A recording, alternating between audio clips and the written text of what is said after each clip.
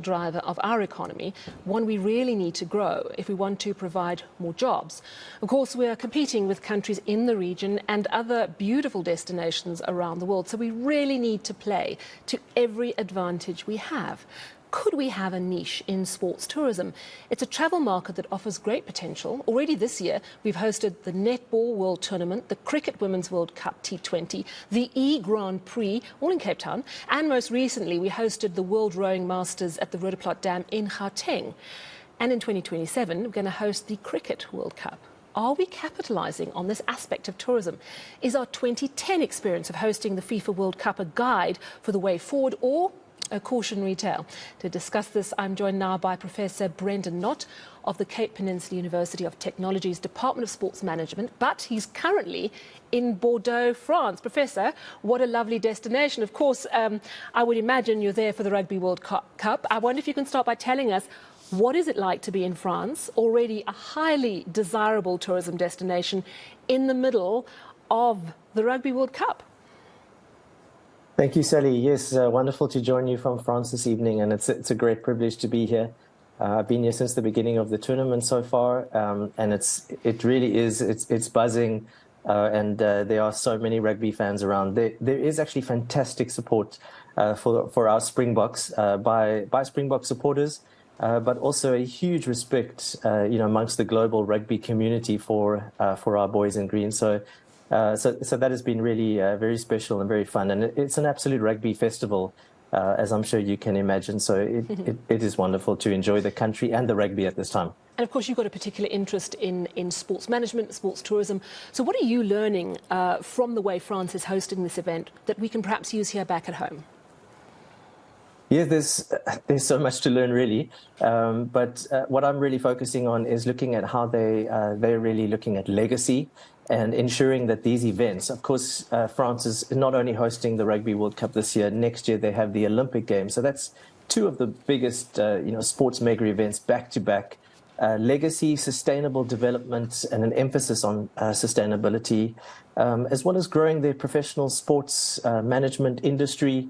These are some of the really big aspects of what they're doing. I think France it's already a tourism powerhouse. As you mentioned, they're one of the biggest tourism destinations globally already. But they're definitely looking to events to continue to make sure that they're right up at the top of desirable destinations globally. So let's talk about, you mentioned legacy and sustainability. Let's look at sustainability. It's a key concern of tourism. Here in South Africa, in the Western Cape, terrible floods in a prime tourist part of the country. How do we keep tourism green and sustainable to make sure that we still attract tourists, even in the midst of sort of climate change and challenges that we are facing? Yeah, that's really a big focus. I think here, certainly in France, where they're really stating their ambitions, especially for Paris next year, to be the first, completely sustainable Olympic Games. So there's a huge emphasis on that. But we also see that back home, where we obviously are very aware of the different the energy aspects that we have, the challenges we have with weather, with potentially climate changes too. And so really we look to sports. There's different ways we can look at it. Sport really as actually being sustainable in itself, so having sustainable events, or actually using the opportunity of the sports to really promote more sustainable activities and actions by the general population. So you could look at things like awareness of recycling, awareness of our use of plastics and how we use water, how we use energy, and just looking to be more sustainable in terms of all these aspects. Of course, sustainability is not just the environmental aspects. We could also look at social sustainability, including access and other aspects, and also economic sustainability of the events. And then let's look at legacy. I mean, we hosted the 2010 FIFA World Cup. It was, by all accounts, a success. Have we built on that success? Have we learned important lessons? Or is it more of a cautionary tale on letting an opportunity sail right by? So from my research, which really looked at the legacy in terms of the nation brand for South Africa and how we use that opportunity to build and harness our international reputation globally, 2010 really still stands out as one of the global leading examples of a fantastic positive legacy for a country hosting a sports event. So we really achieved so much with 2010. It really has left a lasting legacy in terms of tourism development, tourism awareness, infrastructure, especially.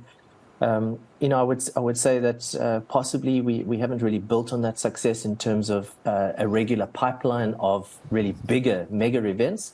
But then perhaps we have continued to emphasize the homegrown events, other many major smaller events that you've mentioned, and actually more recently, I would say some of the major events and mega events starting to come back into the country.